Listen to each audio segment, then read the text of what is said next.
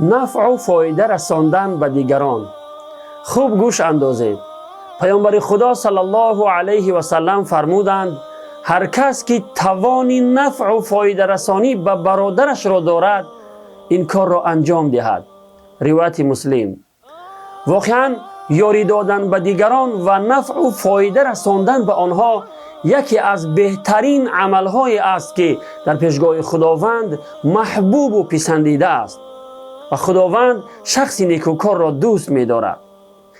الله متعال در آیت 195 سوره بقره می فرماید و احسنوا ان الله یحب المحسنین، و نیکی کنید همان خداوند نیکوکاران را دوست دارد.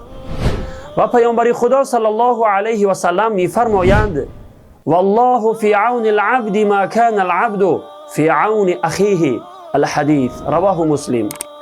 و خداوند در کمک و مدد بنده است تا وقتی که بنده در کمک و مدد برادرش باشد. روایت مسلم. برادران عزیز، ببینید هر سخن پیامبر خدا صلی الله علیه و سلم جامعه ساز است و جامعه را به صلاح می آورد. البته به شرطی که هر فرد جامعه سخنان گوهربار پیامبر خدا صلی الله علیه و سلم را نمونه زندگی خود قرار بدهد.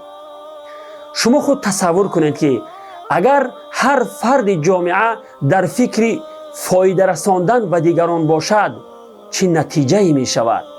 ولی متاسفانه از آن جهتی که امروزها اکثر مسلمانان از تعلیمات پیامبر خدا صلی الله علیه و سلم دور مانده اند، در فکر آنها فایده رساندن به دیگران پیدا نمی شود، بلکه برعکس هر فرد جامعه در پی آن است که چطور از کسی فایده گیرد، در فکر آن است که باید از کسی چیزی فایده برد، نه اینکه فایده اش به دیگران رسد.